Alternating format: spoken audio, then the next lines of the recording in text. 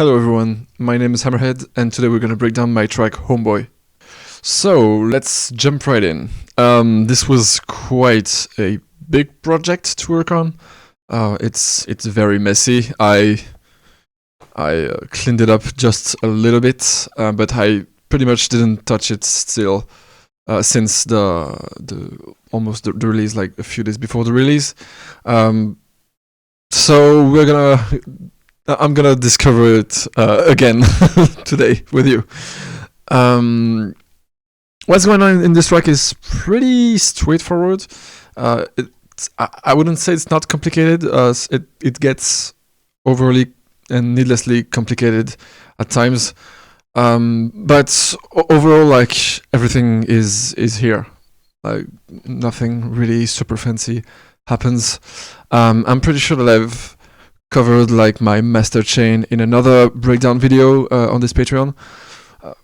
So yeah, it might be a little bit fun. I think we're gonna go from the start of the track and work our way in.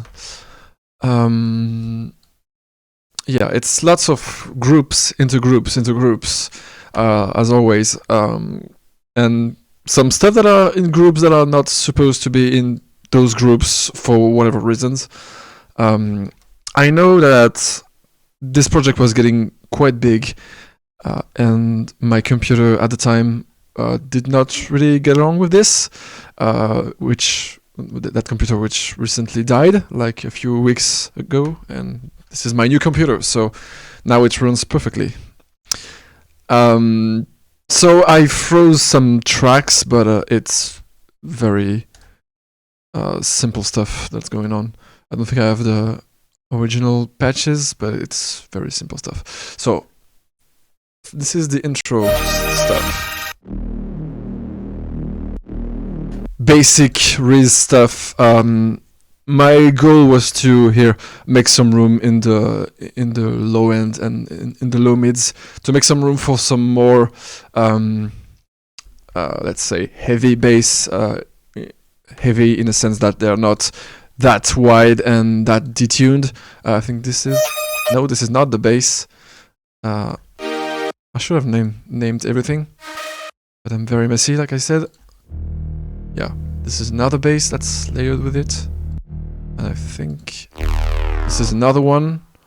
Like they all have their own specific tone, their own specific movement, so it makes a whole stack. Even if we have multiple Reeses, it still feels as a whole. So we have this one. We have this little group which contains those chords. I think this are the same here.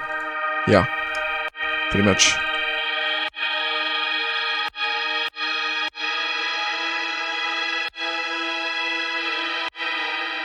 Nothing really too fancy in terms of composition.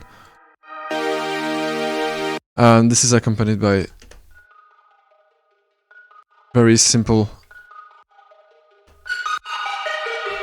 arpeggios, descending ones, and this is the lead. This was pitched around. This is in texture mode. Let's bring it back to the original pitch. This was just a very distorted, simple patch. I made it either on Operator or on Serum, I don't remember. But yeah, just for effect, I just resampled it and pitched it up and played around with the grain size to get those artifacts that I kind of like.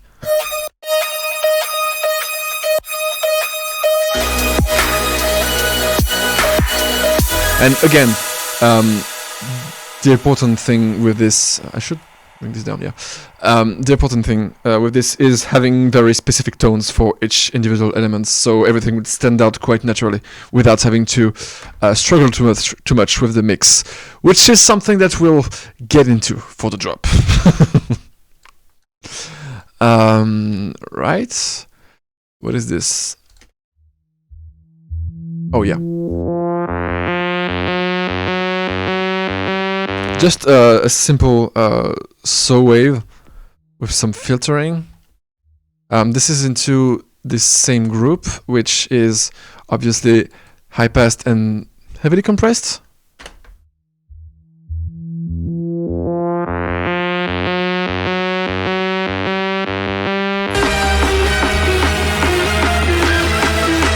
Which helps, like, building up the out of this intro. Oh, this is wavetable. This is made wavetable. It's a very simple patch. I really like the noise unison on wavetable. It's quite unique to wavetable. But I since learned how to do this sound with operator, because I'm quite obsessed with operator and I want to do everything with operator, so I just learned how to do it, and it's not really that complicated. You just use a saw, and with this LFO right here, you just use the noise LFO.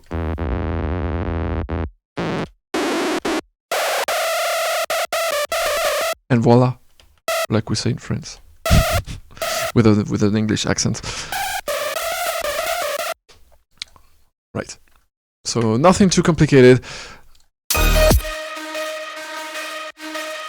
Just doing the same theme. We're getting into synth. Operator again.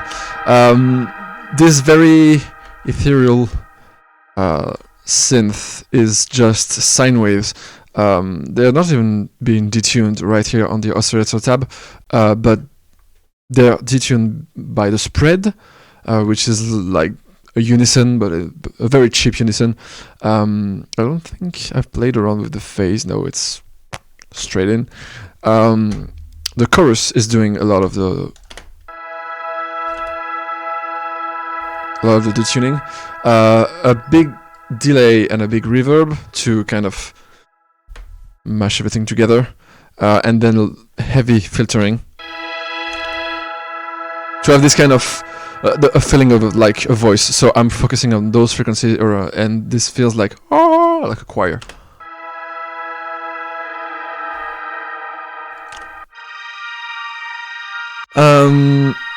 Same principle here. So, but I'm doing FM instead of doing subtractive stuff, like you can see right here. Oh no, this was FM, right? This was FM. Okay. My bad. Yeah. This was FM. Okay, so it's all FM. But this one, yeah, the ratio here is 3. And we have another oscillator that is FMing everything, but it's all sine waves. If I'm taking out all of the effects right here, it sounds like this. Kind of a obnoxious sounding synth. But again, with that chorus, it detunes everything. I like the grain delay for this kind of effect. I'm using it to create more movement in the top end. Let's take out all of this. See, it's very straight, and now we are adding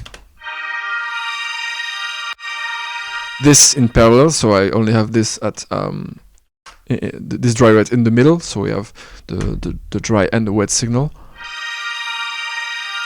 and it doesn't feel too random because the sync is engaged.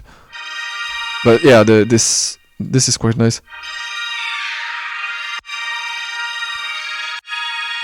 It's doing like a little delay in the top end. It's being pitched 1 octave higher and doing that. I like using that. This very simple bass, just 2 saws, one that is an octave higher and one that is lower as a random phase, and it's been detuned by the spread again. I like that artist. Filtering and some EQ to again give some more room for the more talkative elements. So this almost sounds like an FX, but it's still those little chords.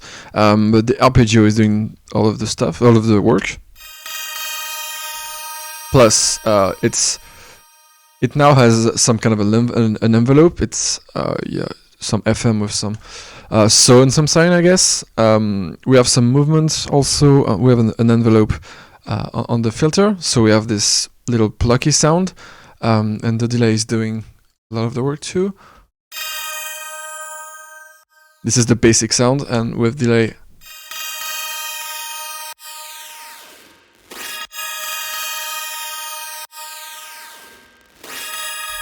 and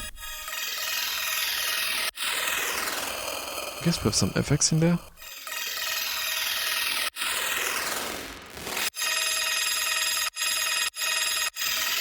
Like I said, it's lots of groups and groups and groups, so I may have some processing and some effects going on in one group, but I would need to find it. But I guess it's some frequency shifting somewhere. Yeah, it's just for effect, for keeping the interest up still in that layer.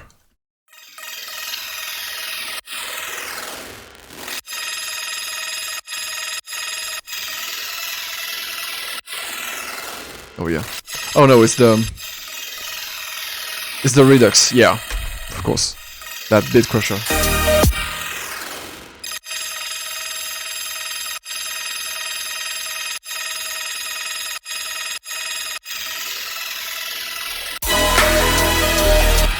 Very, very slight.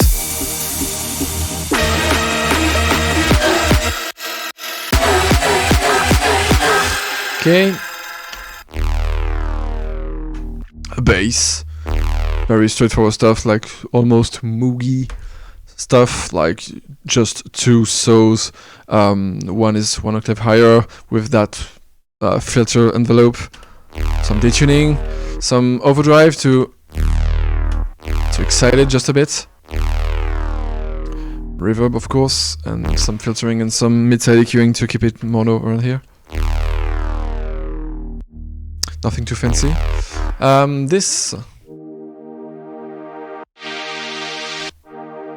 Those same chords again. This is just some solos. I guess, yeah, I made it with Serum, so I guess it's just some solos with a lot of unison, and that's it basically. Yeah, I just need to lighten it with that EQ, which is more like a filter. And then I have this that is way, way in the back. Very distorted, little sine wave.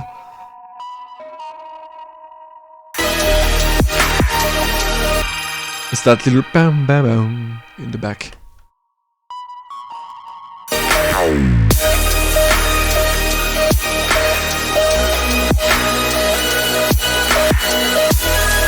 So all of those elements together, like with all of this, like I can build a chord progression that kind of makes sense to go into the build-up. Even if we're recycling it again for the build-up, but everything makes sense. And that's the basic idea. So making lots of layers to make something that feels as one, and then use that to make like chords and melodies and all. That's it. And like I use operator doing all of those FM stuff and additive stuff and movements and all, but basically anything works as long as like the tone of everything like fits together. Nothing gets in the way. Well, obviously some stuff get in the way of each other, but yeah, it feels whole. FXs.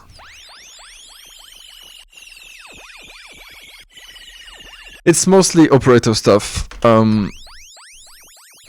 Same idea, like just playing around with pitches and delays, FM, and just playing around with the automation.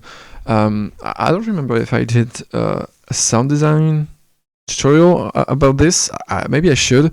Let me know if you want some. But yeah, just playing around with some basic FM and some pitch, like, can get you those aliasing sounds.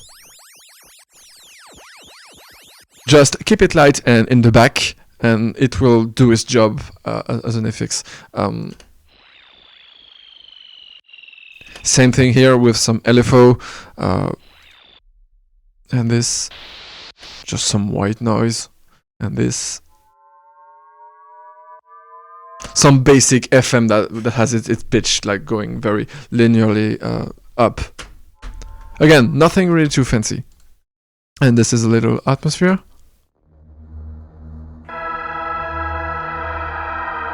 That I made during an atmosphere design session some while ago. Yeah, that's basically it for the intro. Nothing really too complicated. Oh, this is an example of an FX done with operator.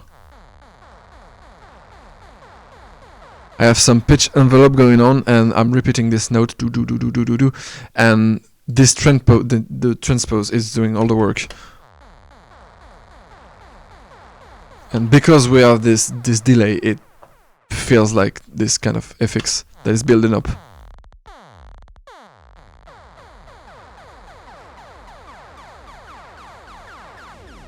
And I'm using the overdrive to kind of focus the energy of that signal around the mids. And that's it. This is way in the back. Some obligatory Tupac vocals.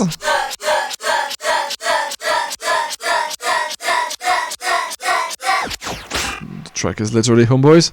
I just took out, just some beats and chopped it up, and that's it. Just some pitching around. The overall FX chain is right here. Let's go over it very quickly. Okay, so some heavy compression, that is, I brought down the dry wets, some grain delay. That has the same job as previously, like going into the high end and doing some kind of weird movements. Some other compression, some very slight high pass, some delay that is used essentially to widen up the sound.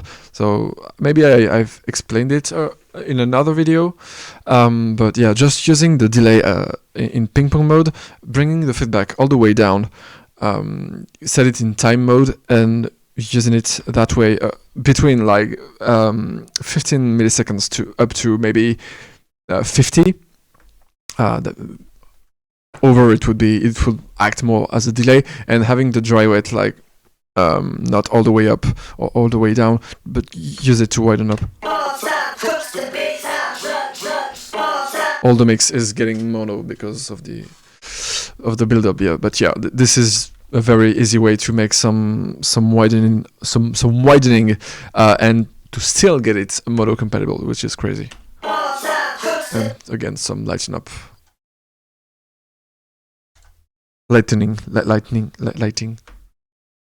whatever.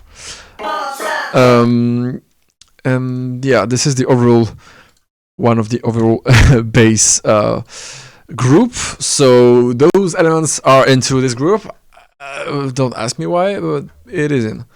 I didn't show the there is a very simple going on. I think this is this. Nothing really complicated, but we'll get more into lasers and wow stuff afterwards in the drop very soon.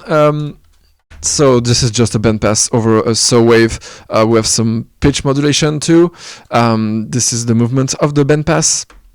I'm using the time knob here to play around and to find the right timing for all of those movements. I really like this knob. The overdrive is again to focus the energy of this signal, and lots of EQ3 to act as a disperser. If I take it out, it sounds like this. Yeah, it's more watery without having to use disperser, because again, that was to save my CPU. Okay. I'm not getting into drums right now. We're getting into the, what is this? Oh yeah, another bass for the build-up. So yeah, just a Reese with some heavy filtering.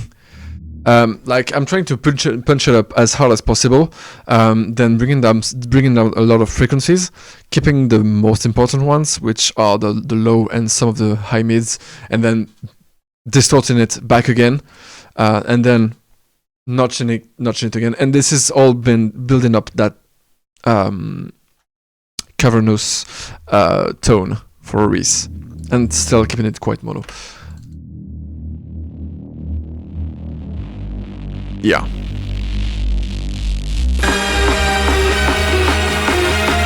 So we still have the definition coming from the in the high end. We still have that definition coming from the top end.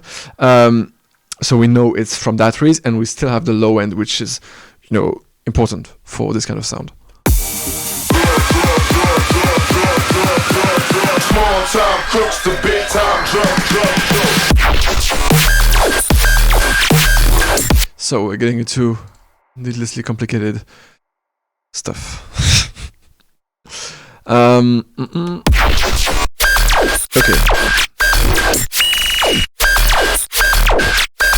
I don't think I've kept the original patch, but it was basically, maybe that's it. It was basically an operator. This is not it. This is so stupid.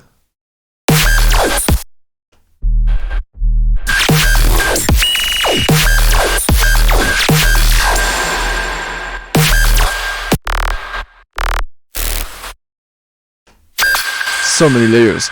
But this is, yeah.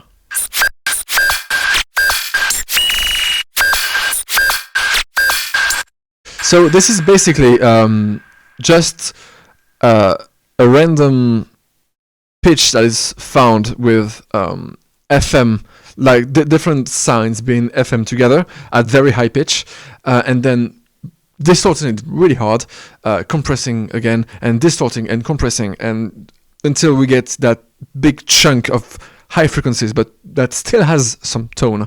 But it's very brutal processing. But in the beginning, it's very simple signal. It is just some FM, some high frequencies that are FMing each other, and you get some tones out of it. The goal is to keep it like kind of, I would say, light, in a way that it wouldn't have too much low end. Just what it needs around here, and maybe some stuff around the high mids and the highs to make it tone. But it's not really that complicated. What's complicated with it, and what was a real struggle, is find the right melody, in a way, to do with it. So obviously I go with something really repetitive with it. This is the same one, but it's being pitched down, I guess. Yeah. It's being brutally gained up for whatever reason.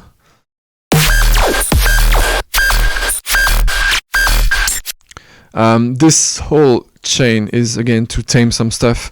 Like we said, I think I've talked about it in another video where I was talking about mixing. But when you go into a mixing chain, you go from more extreme movements like this, like shapes and all, to more soft, because you're making like the farther left you're making more sound design decisions, and the more right you're going, you're making more mixing decisions. So you are just playing with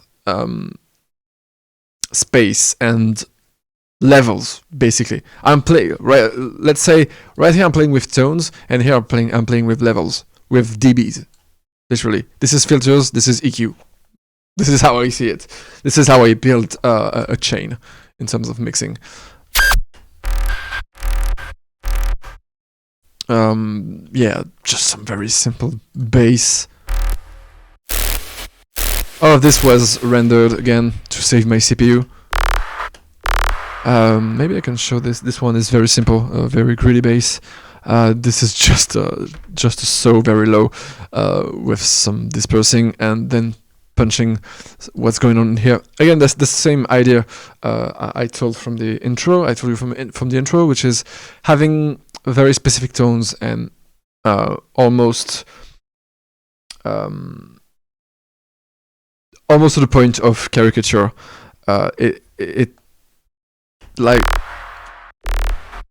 if I take this EQ out, it's not as interesting. We still have this gritty tone, but it's less exciting.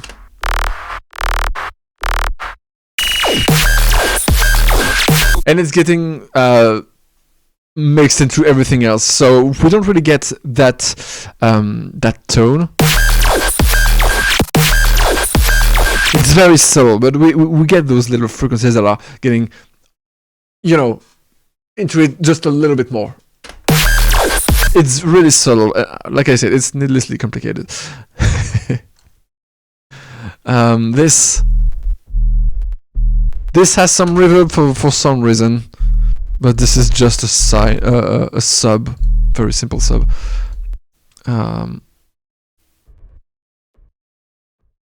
I guess this is the old patch. Yeah, it is. It is, but I don't know why it doesn't work. Oh yeah, this was the patch. So yeah, this is the sub that we just heard. This is the same patch that is doing that sound, that lasery sound. So my bad. This was not FM. It was just frequency shifting, and I'm dumb again because I said it in my Instagram reel when I was promoting this stuff. Let's try to activate it. Okay. I may have something that is shutting everything down on this group. Do I have some? Yeah. This is so dumb. Maybe you see it, but I don't. It's coming through this group. Oh, I don't have time to find why it doesn't work. Whatever.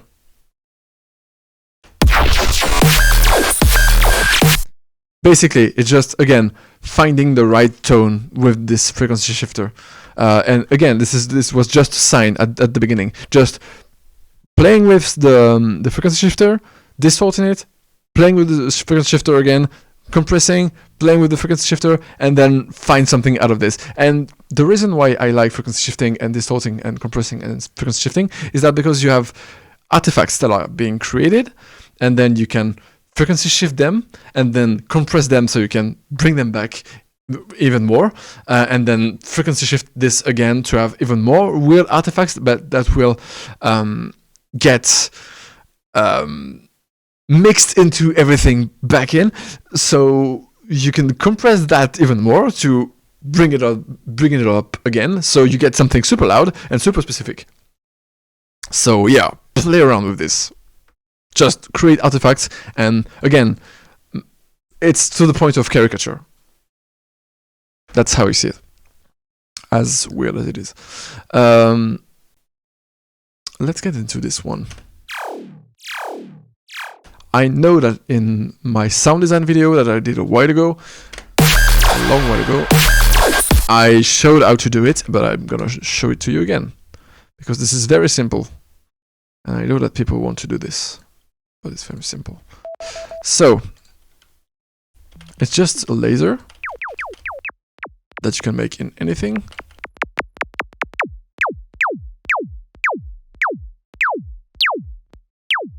Not too high. It has to go into all of the ranges. Maybe longer.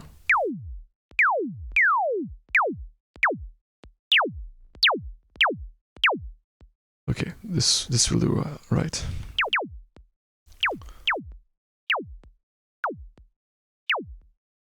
Right. Maybe even longer. Okay. Let's freeze and flatten this. This is taking too long because this project is way too big. But I swear my computer is boss. Okay. So we got this. And basically we're gonna get into texture mode, which is like a granulizer. Bring the pitch up. Bring the flux down. Oh! Laser!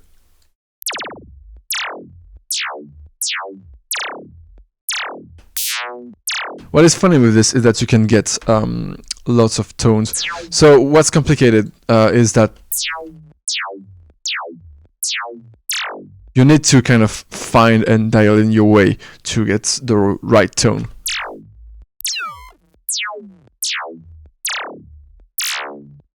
But you can get this very nice laser watery sound that I'm really fond of, and that you can and you're gonna hear in a lot of my tracks. I did not invent it, but I really like it. Whatever. So this was one of the layers. We have another sub. But I think this one is not clipping with everything else. It's basically just the sub of the track. The other one was getting clipped with the rest, the more high-pitched ones. So it clips into one big thing. We have bits coming from the intro that are very subtle in the back. It's very subtle, but if I let it in there, it mattered. At least in my ears. Yeah, some very subtle bits from the vocals. We're getting into interesting territory with this. The little fills right here. So, how do you do this?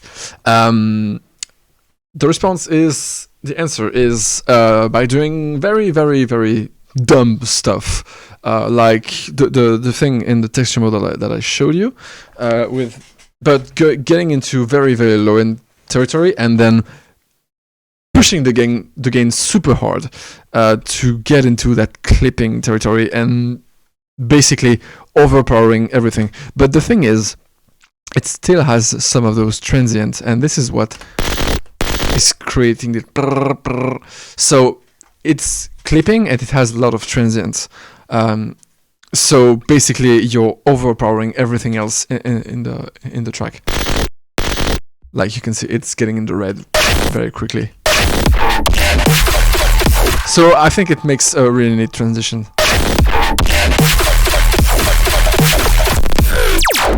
Because we have this very tonal stuff going on beforehand, and we have our ears being destroyed by this very weird stereo transient sound that is taking over everything. So it's kind of glitching the whole track, and it's basically doing this. I have another track, my first track that I've released as Hammerhead. It's in Got Someone. I have a moment in the track that is kind of making like a stop, like that is getting syncopated. The whole thing is getting syncopated, and this kind of stuff. Even more stupid, by the way. It's like something like this that is super heavy, super loud, and it's basically something like this, and the oscillation is being so stretched and so loud that everything is riding this oscillation. So we're getting something rhythmic, like, and this is basically the idea: clipping everything and using the transient from the clipping thing. But it's still kind of light in the way I've used it. It's mostly for tone that I've made this kind of technique. We have some kicks that I used as a reinforcement of that area.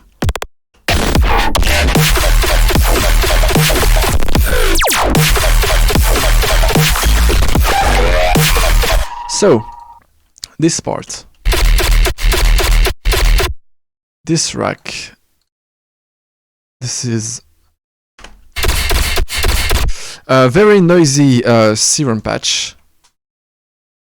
This is a Gloglink wavetable that is being sent into this reverb filter, distorting just a bit, midband compression, and yeah, some top end that is being pushed up again. Or no, yeah, just a little bit. No, it's the low end being brought down just a little bit. Some dispersing, some frequency shifting for tuning, OTT of course, that is punched super hard, and then taking out the lows. So yeah, it sounds like this at the in the end. A very light sound, but beneath that we have some very dumb sub patch, just a sine. Yeah, that's it. But it is way too loud. Like you can see, it's yeah +6. Those two are being played together and clipped together with this little rack. Some dispersing, some distortion. Let's take everything out.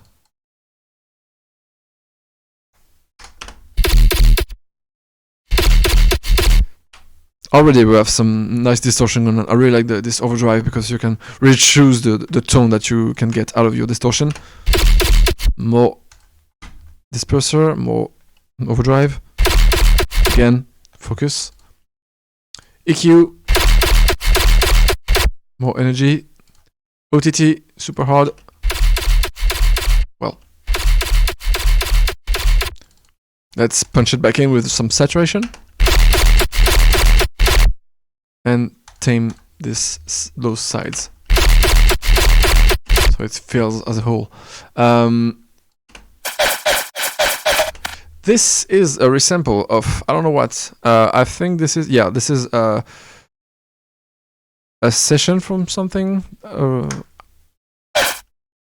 Let's see where you're from.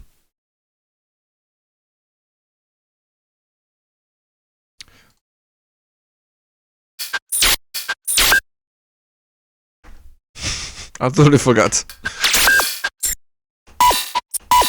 Yeah, of course. Okay, so this is being pitched down quite a lot. -21 for some reason. Yeah, of course.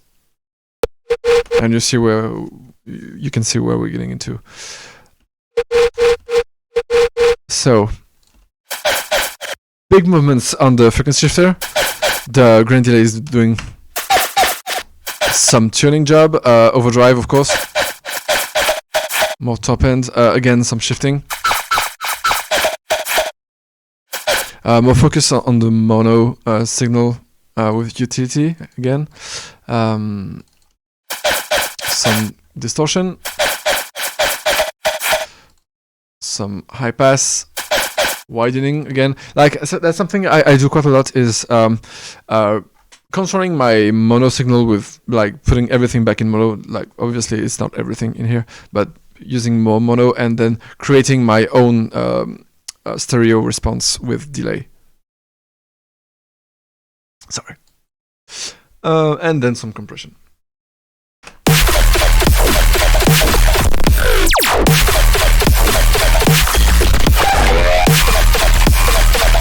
Yeah, I'll get to the more general processing afterwards. We have some bits coming from my sample packs to color everything. More layers. This is a serum patch. And I think this is the same patch, but that was resamples. And this, yeah, those were serum patches that I don't have anymore because I've freezed everything. But why not? But I think I know which patch it's coming from, and I guess I have it later in the project. our laser friend.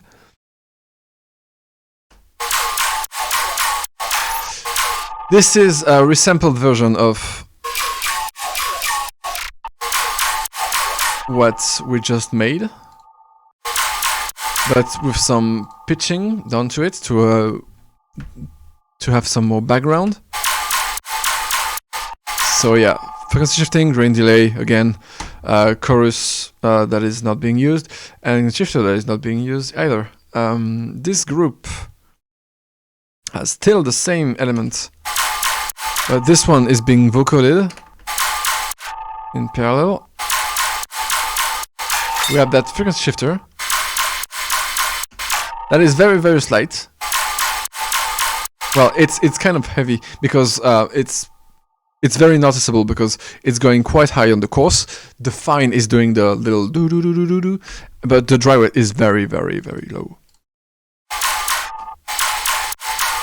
Again, the grain delay is making more stereo response, more dispersing, filtering. Again, some shifting. For whatever reason, again, some shifting. I don't know when this is being activated, but it is at one point. Yeah, at the end. Oh, yeah. For the transition. Our fine mode right here is doing the build-up job. This little sub right here is not really heard, but it's being clipped with everything, so it feels as a whole again. And everything's being high-passed at one point. I hope, I guess. Yeah, it is.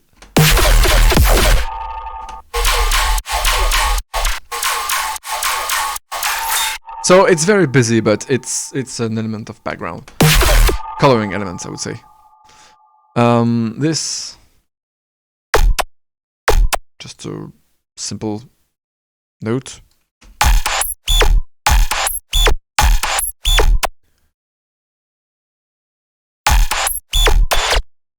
Some bits coming from all of this being resampled, I guess.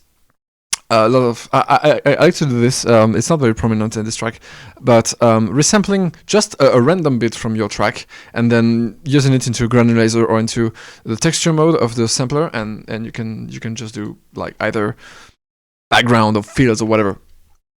But it helps keep your whole track feel as a whole. Did I go over this? Yeah. This is funny.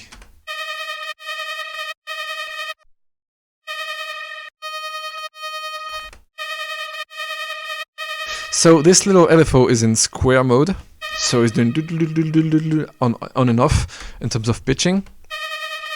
It's been reinforced by this autopan. Some more stereo work. What is this? This is a saw wave, of course.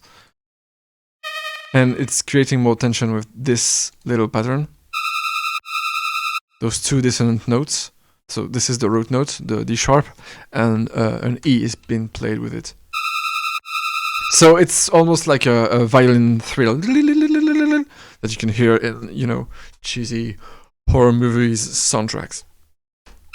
I like that.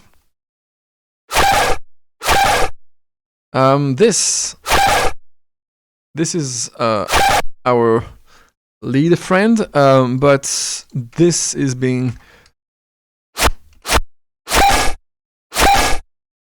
I guess that was resampled a bit. Yeah, it is. It's being pitched down an octave in beats mode, so it already sounds interesting. Some chorus to detune it, some overdrive to solidify it, some EQ to focus a little bit more on the high end. Again, even if it's very high end heavy. More detuning, and then going more into the mono because it helps feel again as a whole.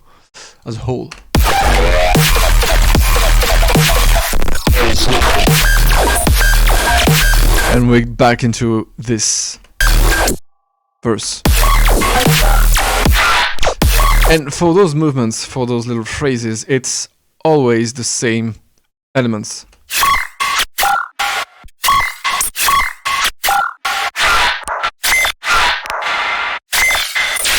This was resampled, but it's basically just me playing around with this little pitching knob with different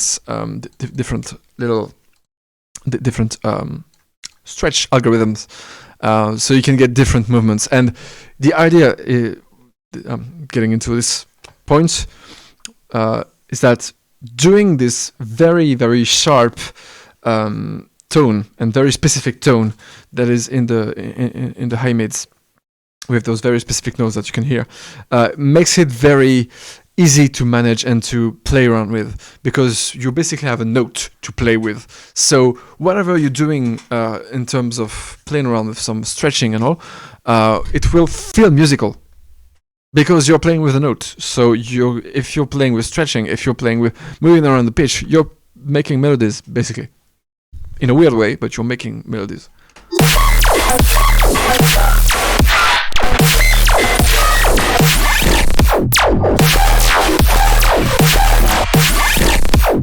We're getting into an interesting patch, which is this one. I know I've showed this very patch, or at least how to make it, in my sound design video, but it's basically my I don't know, if it's my take, but yeah, I found it and I was quite happy with it. But it's basically the classic growl with lots of unison being distorted and all to make it big. And the main element in here is the pitch modulation.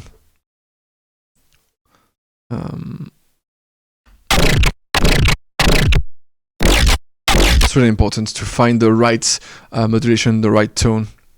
Again, it's a melody, let's say. Even if it's not a melody, it has to feel like one.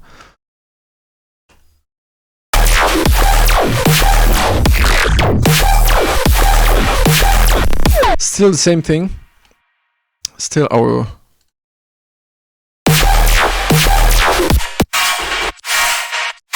Here I resampled it. I resampled our meow, meow, meow. And I'm playing around with this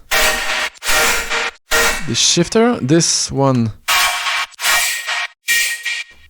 is super high.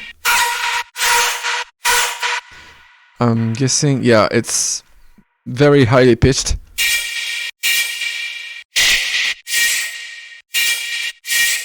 This one going more into the low. This one even lower. And they're all being squashed together and shifted together. So it's, again, creating some more background elements.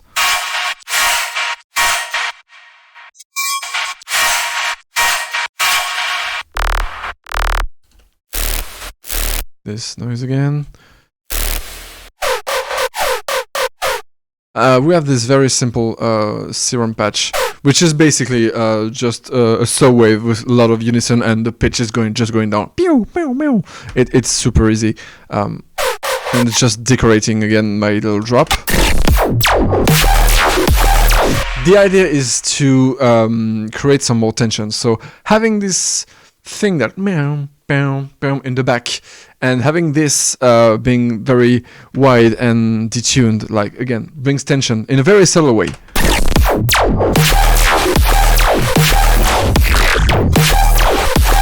Like, we still have the elements, in terms of arrangement, we still have the elements coming from before, in the verse, I would say. I would call it the verse, it's a drop.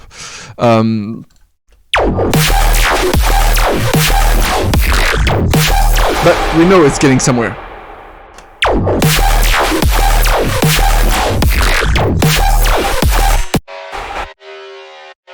Plus, I have this in the back too. I don't think it's really noticeable. But this one has a very interesting tone, I think. So this is a saw wave being FM'd by a low sine wave. and I'm playing around with the pitch of the saw wave. And the interesting tone comes from the reverb. Otherwise, it's kind of a buzzy tone. But the reverb helps bringing up the more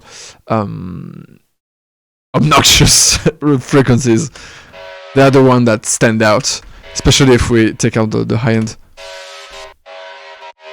And they are just tame it down. Maybe I shouldn't. Yeah, maybe I should. But it's quite a lot in the back. But again, if I felt the need to do it when I was working on it, then it had to be in it. So whatever.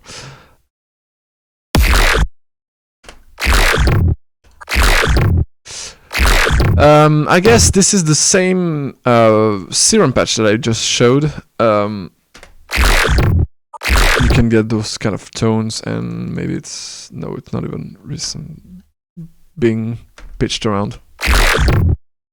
Again, pitching is very important with this serum patch. This is in one of my sample pack, but I don't think this one is public. This is one of my own bass shots I made, I don't know, like 3 or 4 years ago. But it is like pitched up. This is the original one. And I'm playing with the grain size. I think this one is in one of my sample packs. I can't remember.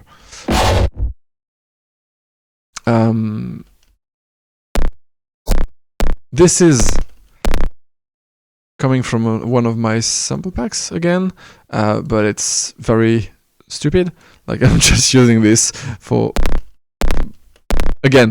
just this buzzy thing going on for transition.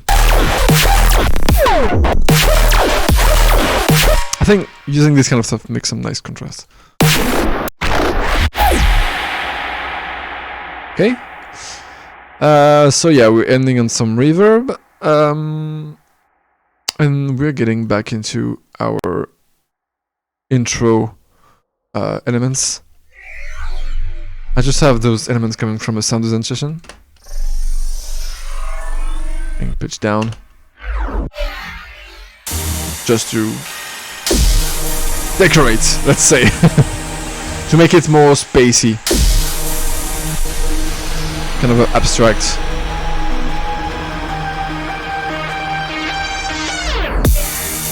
But I don't have to get more into the melody in here. Like, I don't have to repeat what's going on in the intro. That's not the meat of that part.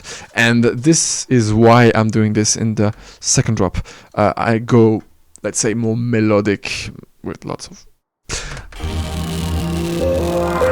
Like, we're going into something that we already know that is more linear. So we need a resolution.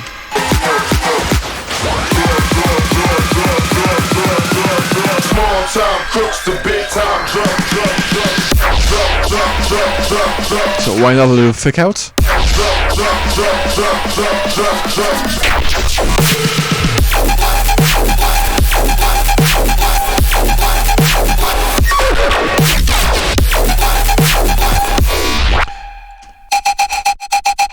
And yeah, this is again our main lead, our main bleepy lead coming back in that form. Just one little bit from it. I don't think this has even been stretched, but it's being stretched right here by the texture mode.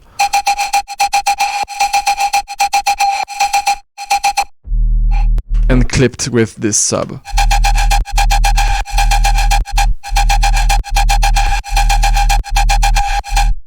Nothing really fancy, obviously. Yeah, some dispersing, some soft clipping, some reverb that comes and goes for effect, mid-side EQing, and playing around with this. Like, the stereo is coming back up and going back down. That is accompanying. That comes with the reverb.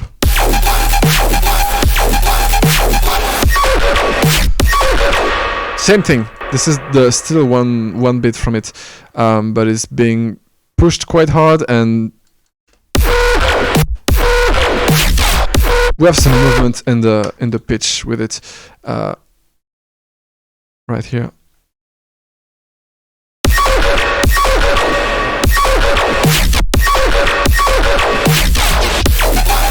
I'm playing with the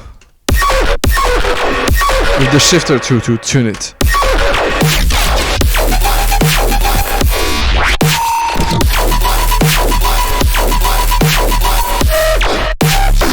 Yeah, the goal of that little second drop was to just find again a melody out of this, having this very linear idea, and find whatever effect or melody I can do with this, the stretching and the pitching around.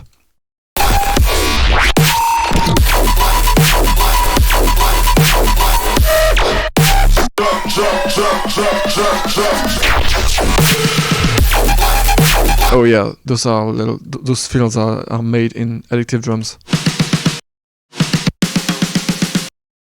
It's very straightforward.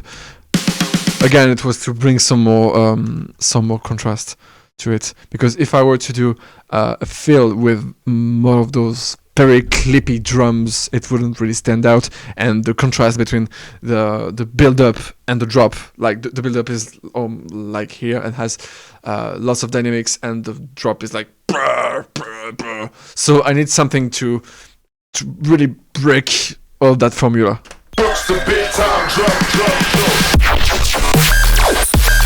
And it makes the transition. I like Addictive Drums for that. Same patch again.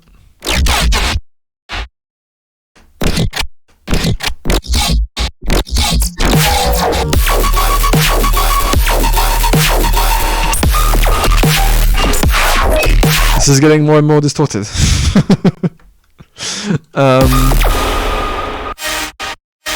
This is a resample from the intro.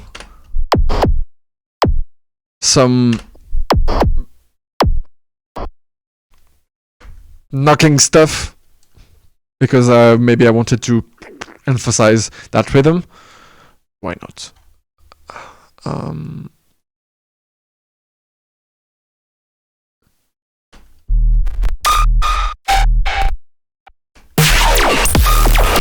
So yeah, the idea right here was to make that melody the pow, pow, pow, pow, pow, pow.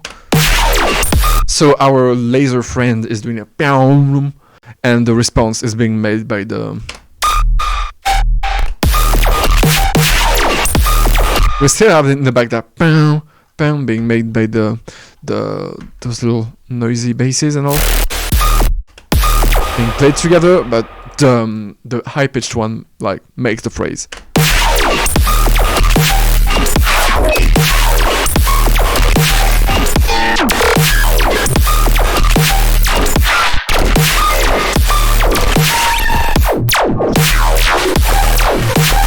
Same thing, but with another tone.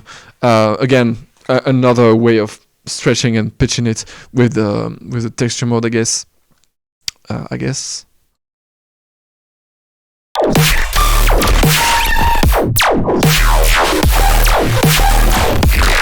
Yeah, it's right here. No, it's not even it. This project is very, very messy. Very, very messy. No, it's still background stuff. It's the same idea with the end of the first drop.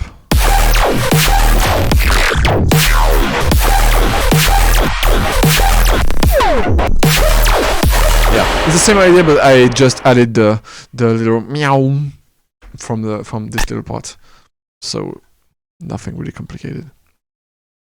It's just I think the right sounds. Still using some bits from that bass shot.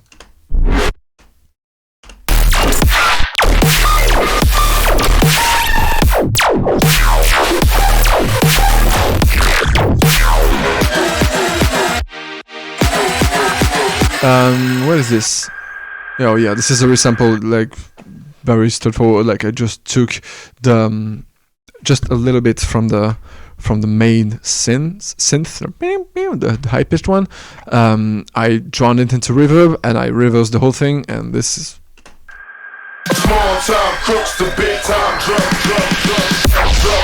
so it doesn't shock too much when we get into a drop, like, and we're expecting this sound because of this. Okay, this is bits from the acapella again. Let's get into more general processing.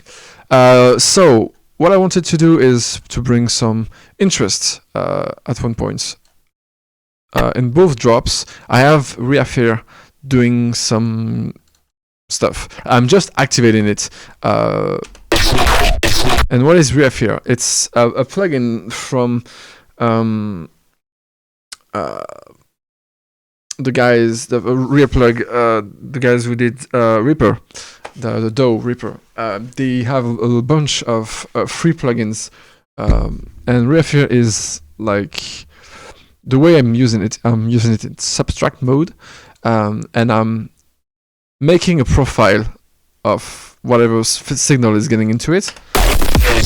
Like, it's being fed a signal when it's activated. I just punch this button one point and I declick it, and I won't do it because it will ruin it, but it's basically doing the profile of of whatever it's being fed into, and when you activate it back again, it's doing that spectral stuff with it, almost like if that filter was this shape. Yeah, I'm pressing Control and I'm clicking to play around with this threshold.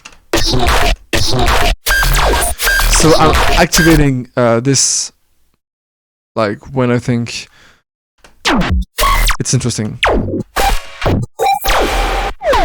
Mostly at transition moments, to make this kind of watery, glassy sound.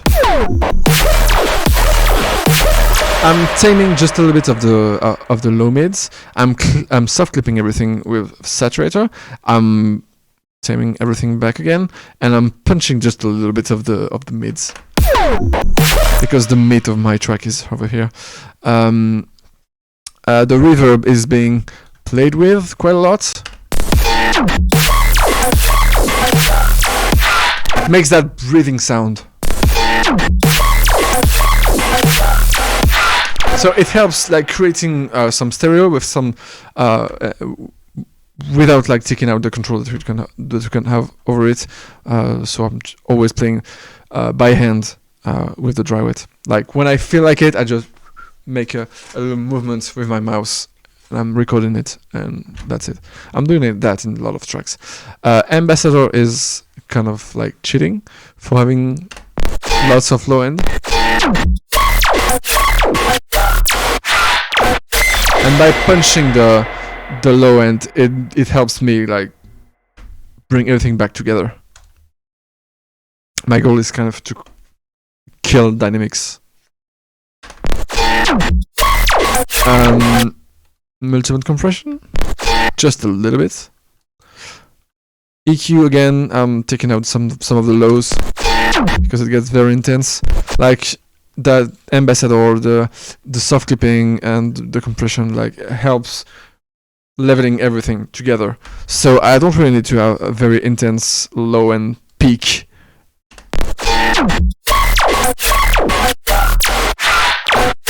This filter is being used at one point. That's it. And I'm not using this. I'm using this EQ here because I'm using this out of the whole group. This is just a sub.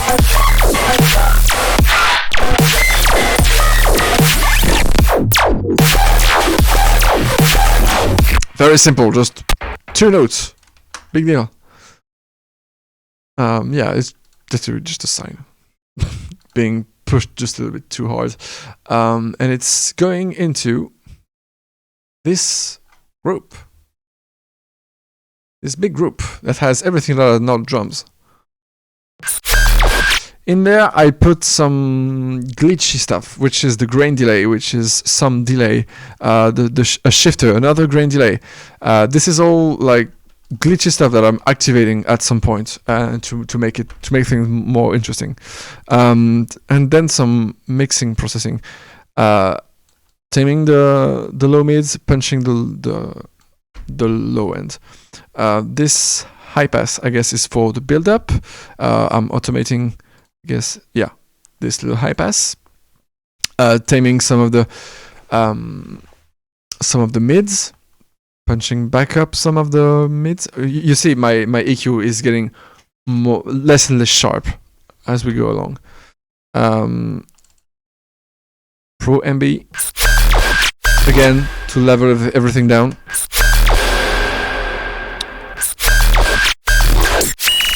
I don't know why I have two sidechain.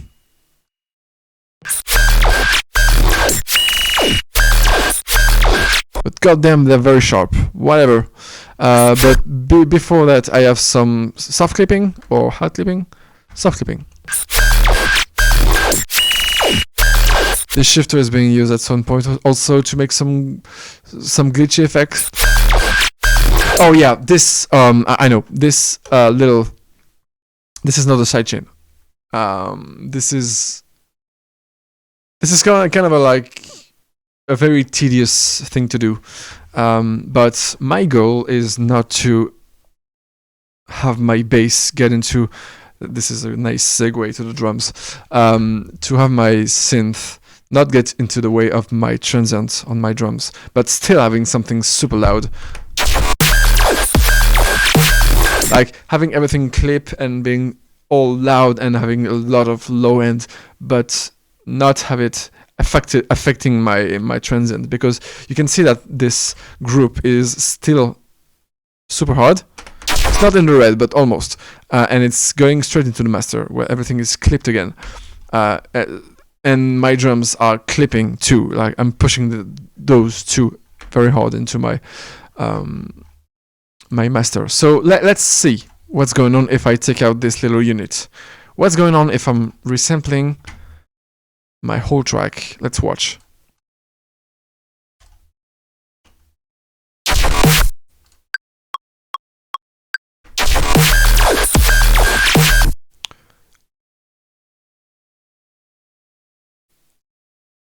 Okay, so it's not very prevalent in here, so maybe that was overkill from me, but I'm doing it on a lot of my tracks that are very clip intensive.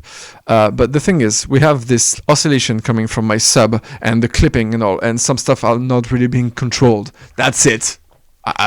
Because I'm not that surgical with my mixing.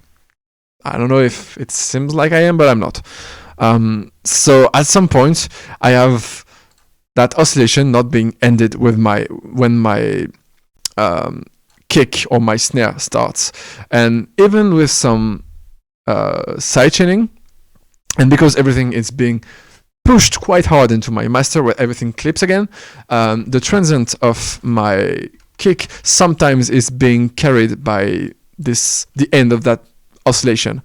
So the thing I do to not have this kind of problem, because it is a problem, because it makes my transient less transienty, I just have this kind of shape on a utility. You know, you can see that the maximum over here is 0 dB, and this is the minimum, and this is a very, very, very small, very, very sharp automation, but it makes a huge, huge difference in those kind of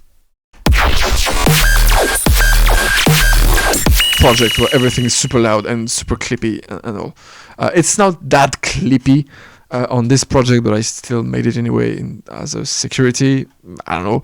And overall, when you're doing this in your whole track, like everything breathes just a little bit more. It doesn't really have more dynamics.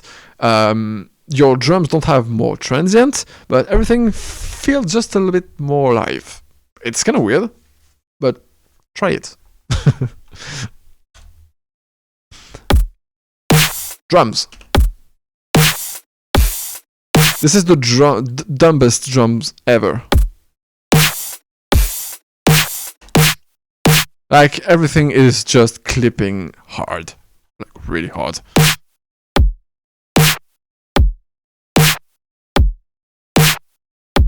It's all samples I've made outside of this project.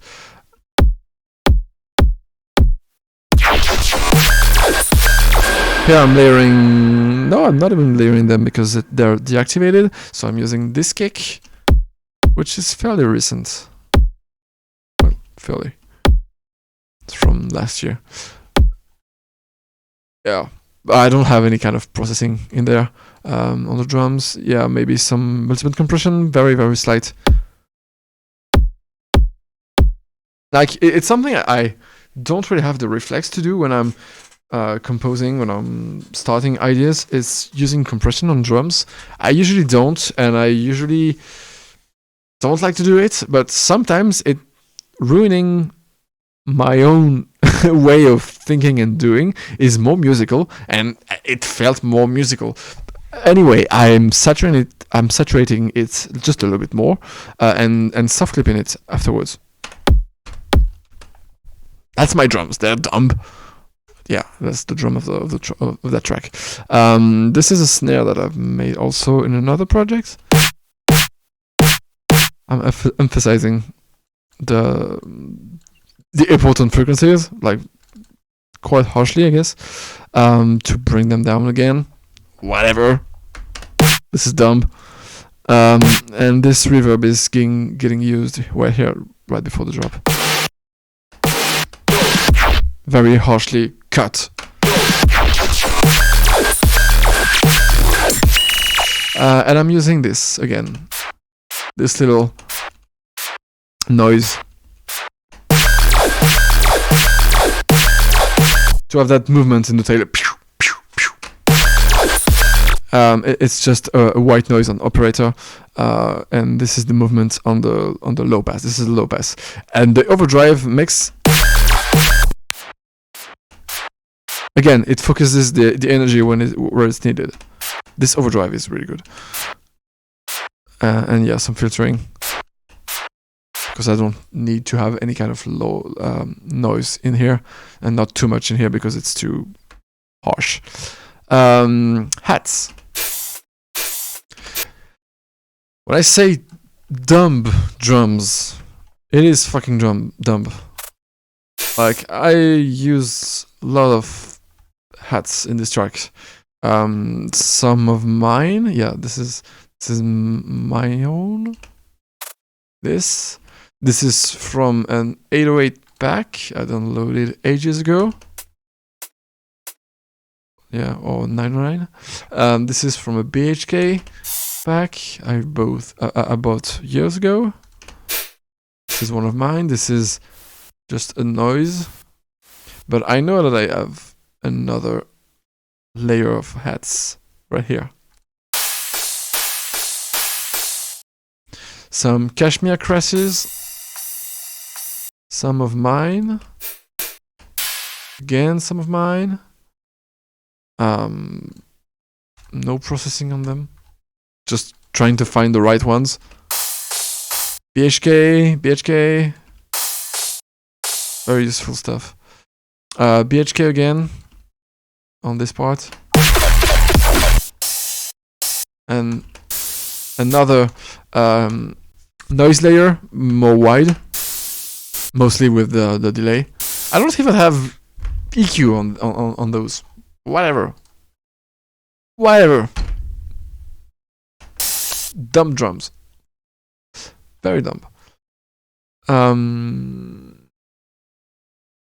Yeah. That's it.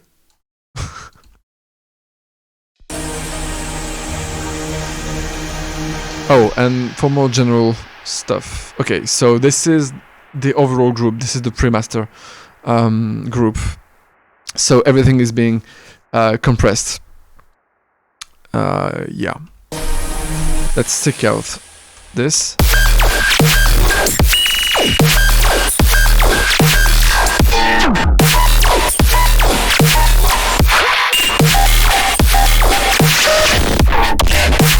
So So the compression is not active during the drop. This is mainly for the build-up, but I'm using this to shape everything just a little bit more, like finishing touch before the master, and then the final mid-side EQing before going into the master.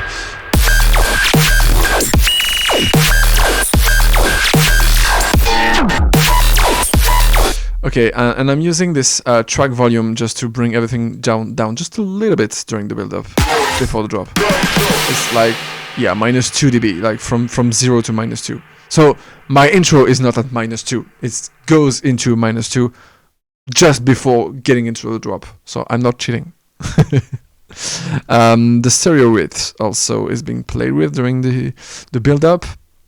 I'm doing a lot of the build-up stuff on the pre-master chain for effects. Like it can work on a bass bus, on a synth bus. I'm doing it on the pre-master because whatever, why not?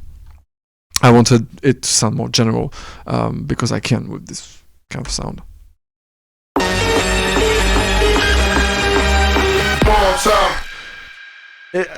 Like I said at the beginning of the video, it's needlessly complicated, but it's not too fancy at the same time. Weird shit stuff, whatever.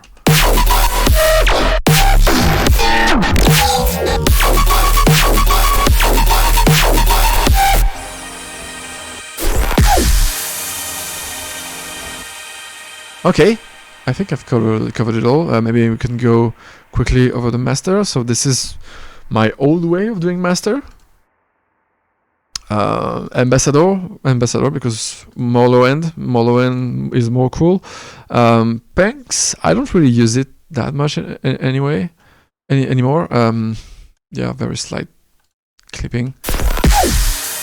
But if I take out everything on the master, like I don't do that much master processing that hard anymore. Like if I take it out, like you can see it has way more dynamics. You can see what's getting way louder, and it's being clipped and brought down by the master.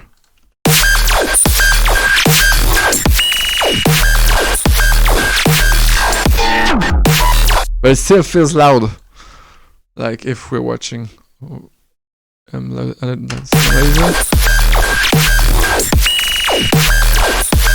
yeah, it feels loud because everything is been clipped together, so we don't have any kind of headroom or dynamics. But everything is still being heard because everything, like I said at the beginning, is very tone specific. It's very timing specific. Everything is made to be super tight, and when something is like when element is done doing his job, like something else comes right after. So there's no real pause in there. And if there's a pause, like it has a musical meaning. And to me, that's how you make interesting and coherent dynamics in a dubstep track. In bass music in general, maybe not that much in house, maybe not that much in drum and bass, but in dubstep, like if you want to get intense, like destroy dynamics, fuck it, and destroy them. This is maybe not the best way to do it with this kind of master chain, but doing it with the design and the composition and the mixing is the way to go. Yeah, I'm pretty sure I've talked about it beforehand in another video. Yeah, but this master chain is very basic.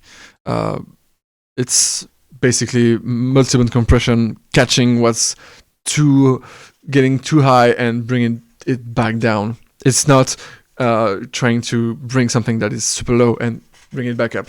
I don't think it's very interesting to do that anymore in bass music. Or it has never been interesting. Okay, especially if you want something intense. And I think that's it. I think we've covered it all. If you have any question, or maybe I can go full screen for that. Boom! I'm a real streamer. I'm a content creator. So if you have any question on that track, or whatever track I'm doing, anything I'm doing, like, hit me up anywhere. I respond to everyone. So thank you for getting into my Patreon, or getting back into my Patreon. I will be making more content for Patreon. I need to do it because people are still on here, and they are, yeah, you guys are interested in my own stuff. Great. So I need to show you how we do it. I think that's fair. I will be giving you the stems from this track. They are very general stems. Like, I don't have really lots of. I don't want to detail them too much. First of all, because it's a mess, and it won't make a lot of sense as stems. So I'll be making like different drums, stems, some drop stems, some intro stems, and some stuff like that. Yeah, but it's still usable if you want to do anything with it, like either do a remix or just steal them for your own tracks. Whatever. All right. Thank you again for getting into my Patreon. Thank you for following me, and thank you for listening to my music and listening to me talk about more than an hour about my weird shit. Thank you, and see you around on Patreon or Instagram or whatever. Bye.